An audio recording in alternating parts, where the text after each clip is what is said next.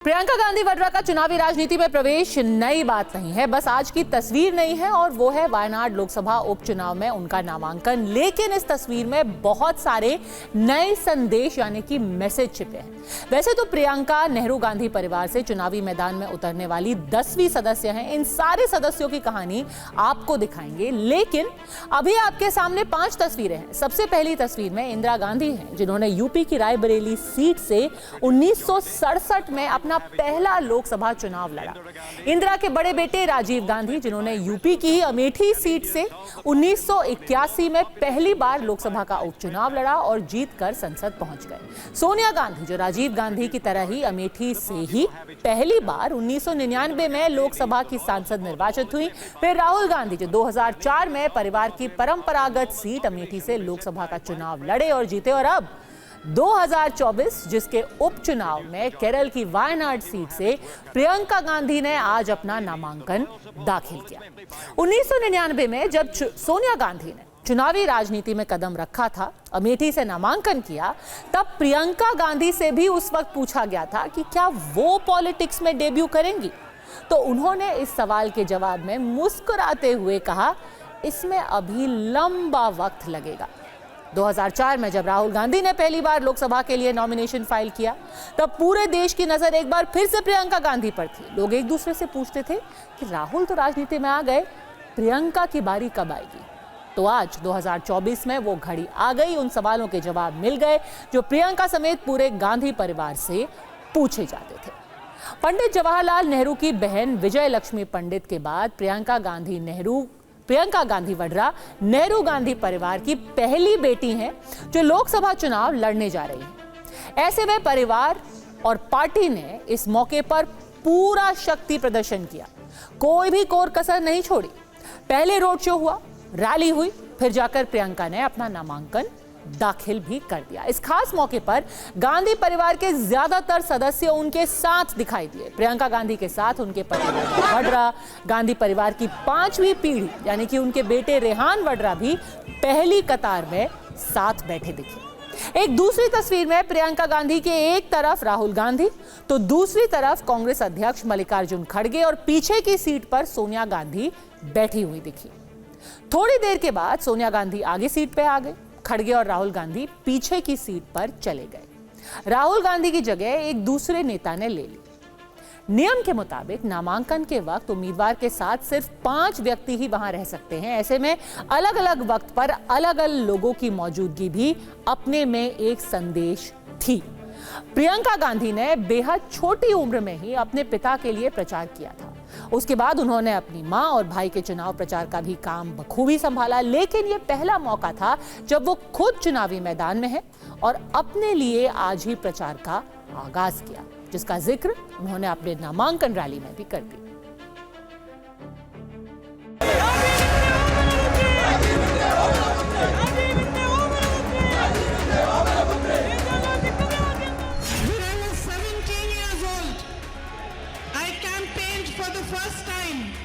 For my father in the 1989 general election.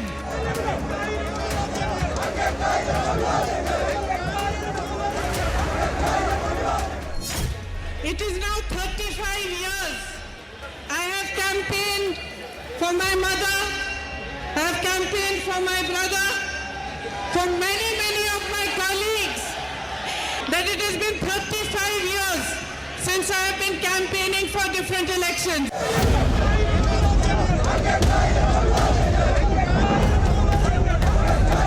This is the first time that I am campaigning for your support for myself, and it is a very different feeling.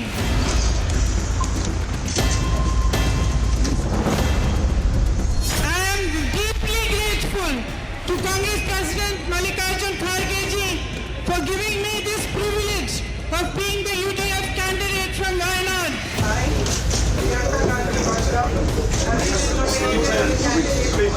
To my family for supporting me and allowing me to be the candidate for Wayanad. It is my honor to represent you if you give me a chance. तो प्रियंका गांधी के साथ उनके परिवार के लोग और party के अध्यक्ष तो थे ही, उसके अलावा संगठन महासचिव के.सी. वेणुगोपाल, कर्नाटक के मुख्यमंत्री सिद्धरामैया, हिमाचल प्रदेश के मुख्यमंत्री सुखविंदर सिंह सुक्खू और अमेठी से सांसद किशोरी लाल शर्मा भी वायनाड पहुंचे। किशोरी लाल शर्मा, जो गांधी परिवार के सबसे करीबी व्यक्तियों में से एक हैं, ये बात तो पहले से तय थी कि वायनाड उपचुनाव में प्रियंका गांधी वड्रा ही कांग्रेस की उम्मीदवार होंगी, लेकिन आज के नामांकन और शक्ति प्रदर्शन के जरिए एक साथ कई संदेश दे दिए गए। दरअसल गांधी परिवार पर विपक्षी पार्टियां वायनाड के लोगों को धोखा देने का आरोप लगा रही थीं। इसकी वजह ये थी कि राहुल गांधी वायनाड और यूपी की रायबरेली दोनों ही सीटों से सांसद चुने गए। ऐसे में उन्होंने अपने पास रायबरेली की सीट रखी और वायनाड से इस्तीफा दे दिया। लेकिन अब प्रियंका गांधी की उम्मीदवारी के जरिए कांग्रेस ने वायनाड और केरल से पार्टी के लगाव का संदेश दिया है। केरल में 2026 में विधानसभा चुनाव भी होने हैं, जहां कांग्रेस के गठबंधन यानी यूडीएफ का सीधा मुकाबला वामपंथी गठबंधन एलडीएफ से होगा। केरल में रवायत से इतर एलडीएफ लगातार 2 बार चुनाव जीत चुका है। ऐसे में इस बार कांग्रेस को यहां प्रियंका गांधी की मौजूदगी सत्ता में वापसी की उम्मीद दिखा रही है।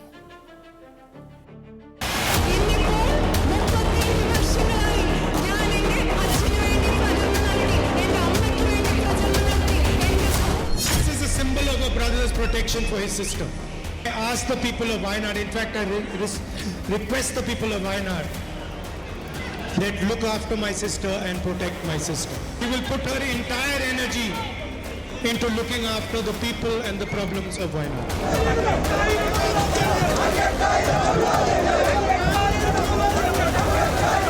Priyanka ji, with her compassionate heart, a fierce determination and a long-standing commitment to justice, equality and fraternity. That she will be relentless champion for Wayanad and its people.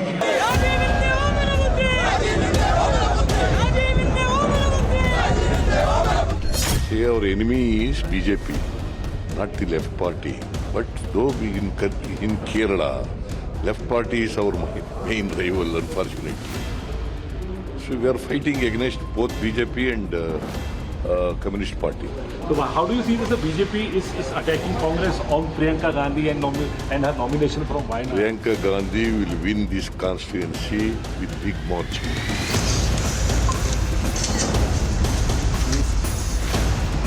परिवार बात तो जनता तय करती है। जो चुनाव के बीच में जब जाता है तो जनता को तय करना है। राजनीतिक दल परिवारवाद नहीं तय करते। जनता चुनकर लोकतंत्र में जिसको भेजती है वो बनता है।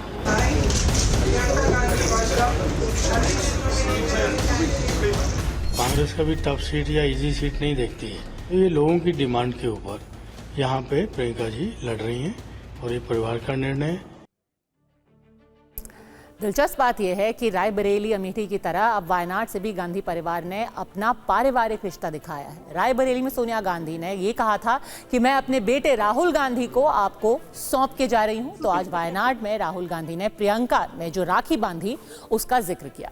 वैसे केरल का चुनाव तो अभी थोड़ा सा दूर है। सामने वायनाड में 13 नवंबर का उपचुनाव है, जहां कांग्रेस की प्रियंका गांधी का मुकाबला सीपीआई के सत्यन मुकेरी और बीजेपी की नव्या हरिदास से होगा। सीपीआई के कैंडिडेट पुराने और अनुभवी नेता हैं, तो बीजेपी की नव्या हरिदास के पास भी प्रोफेशनल और इलेक्टोरल पॉलिटिक्स यानी कि चुनावी राजनीति का अनुभव है। बीजेपी की नव्या हरिदास आखिर हैं कौन? वो पेशे से सॉफ्टवेयर इंजीनियर हैं। कोड़ीकोड नगर निगम के चुनाव में 2 बार पार्षद चुनी गई हैं। 2021 के विधानसभा चुनाव में कोड़ीकोड दक्षिण सीट से वो चुनाव लड़ चुकी हैं। ऐसे में नव्या हरिदास का दावा है कि उम्र में भले ही वो प्रियंका गांधी से 13 साल छोटी हों, लेकिन चुनावी राजनीति में उनका अनुभव ज्यादा भी है और वो वहीं रह करके लोगों के काम करने का भी दावा कर रही है। We could see that it's just a Josh for a day, and soon after giving the nomination, she'll be returning. I think it's just a 7-day schedule for the program. But the promise I could give us, I will be with the people of Wayanad for the upcoming 5 years. इस बात में कोई शक नहीं है कि वायनाड के उपचुनाव में कांग्रेस की स्थिति इस वक्त बहुत मजबूत है, लेकिन ये चुनाव बीजेपी के लिए भी बेहद अहम है, क्योंकि केरल में 2024 के आम चुनाव में पहली बार बीजेपी यहां से कोई भी सीट जीत पाई थी। त्रिशूर सीट से सुरेश गोपी सांसद चुने गए। ऐसे में बीजेपी का जोश हाई है। हालांकि वायनाड में पिछली बार भी राहुल गांधी के खिलाफ बीजेपी ने अपने प्रदेश अध्यक्ष के सुरेंद्रन को उतारा था, लेकिन वो तीसरे नंबर पर रहे थे। बावजूद इसके बीजेपी नेताओं को त्रिशूर की जीत और केंद्र में हैट्रिक लगाने के बाद वायनाड में भी कमल खिलाने की पूरी उम्मीद है।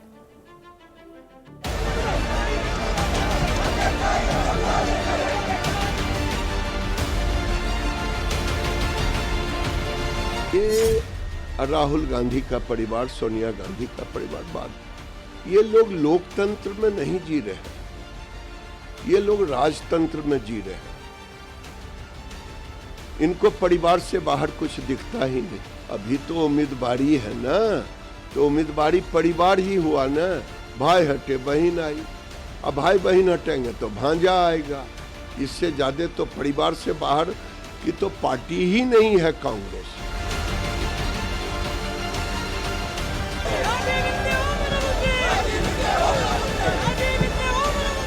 वही तीन लोग हैं, सोनिया गांधी, राहुल गांधी और प्रियंका, यही लोग हैं। तो परिवार में ही सब घूमता है। तो क्योंकि बाकी लोगों के जो बेसिक प्रजाप्रभुत्व में उनके विश्वास नहीं है, वो कर रहे, करने दो, हम जो फाइट करते करें।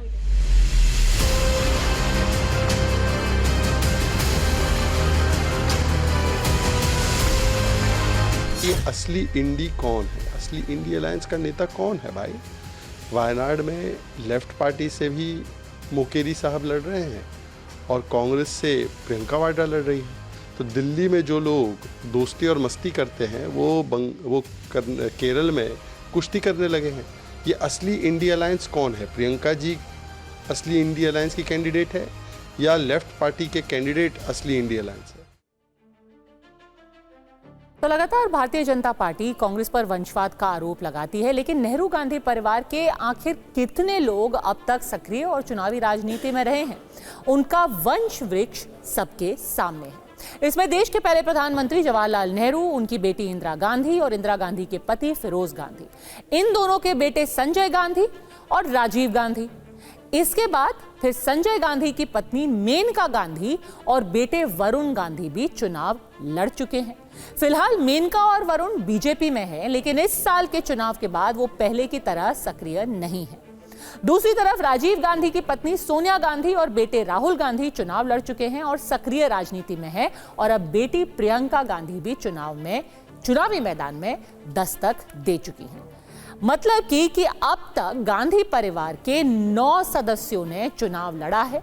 इनमें से 3 सदस्य जवाहरलाल नेहरू, उनकी बेटी इंदिरा गांधी और बेटे राजीव गांधी तो देश के प्रधानमंत्री भी रहे हैं, जबकि गांधी परिवार के 2 सदस्य सोनिया गांधी और राहुल गांधी लोकसभा में नेता विपक्ष के पद तक पहुंच चुके हैं।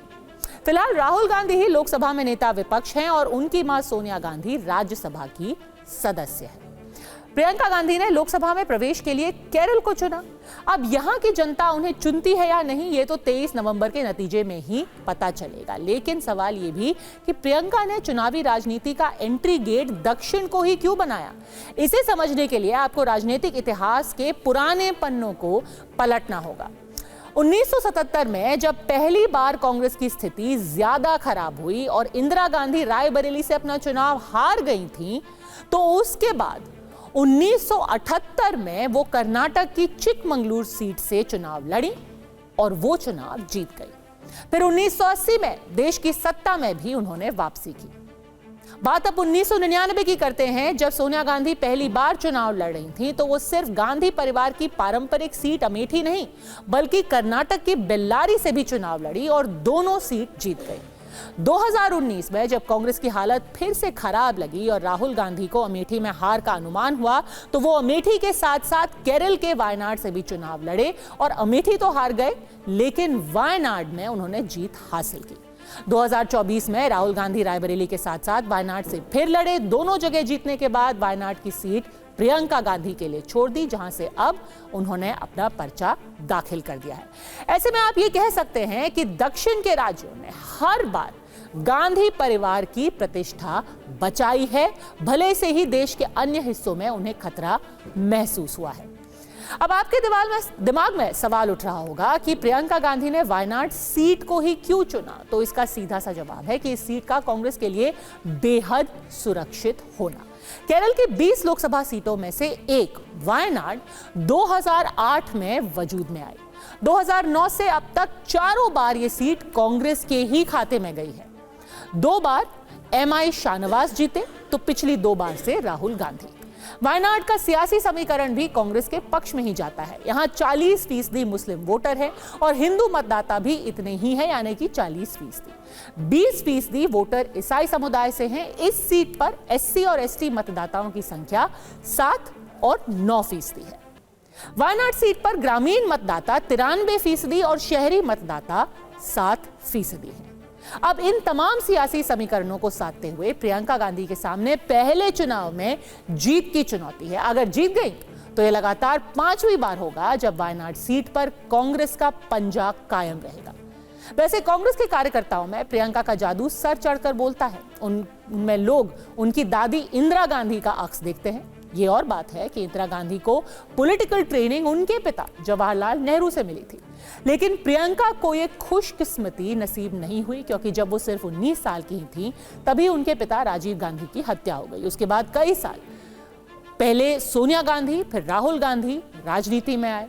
इस दौरान प्रियंका गांधी ने अमेठी और रायबरेली में सोनिया और राहुल गांधी के प्रचार की कमान संभाली। 2019 में औपचारिक रूप से प्रियंका गांधी का पॉलिटिकल करियर शुरू हुआ, जब उन्हें कांग्रेस का महासचिव और पूर्वी यूपी का प्रभारी बनाया गया। उस चुनाव में कांग्रेस का प्रदर्शन बेहद खराब रहा और पूरे यूपी में पार्टी मात्र 1 सीट जीत पाई। बाद में प्रियंका गांधी को पूरे यूपी का प्रभार दे दिया गया, लेकिन 2022 के विधानसभा चुनाव में भी कांग्रेस का प्रदर्शन काफी खराब रहा। इसके बाद कर्नाटक, हिमाचल प्रदेश, तेलंगाना समेत कई राज्यों में उनको पार्टी की स्टार प्रचारक बनाया गया और फिलहाल तीनों ही राज्यों में कांग्रेस की सरकार बन गई है। और अब जाकर वायनाड उपचुनाव से वो आखिरकार चुनावी राजनीति में शामिल हो चुके हैं।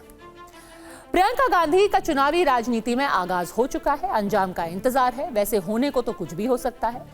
इस देश में इंदिरा गांधी और अटल बिहारी वाजपेयी जैसे नेता भी हार चुके हैं। ऐसे में वायनाड में प्रियंका का क्या होगा ये तो चुनावी नतीजे ही बताएंगे, लेकिन वायनाड में अब तक का रिकॉर्ड कांग्रेस के पक्ष में जरूर रहा है। अब ये मुमकिन है प्रियंका गांधी लोकसभा पहुंच जाए, लेकिन क्या इससे कांग्रेस की बंद किस्मत भी खुल जाएगी? ज्यादा इंतजार करने की आपको जरूरत नहीं रहेगी।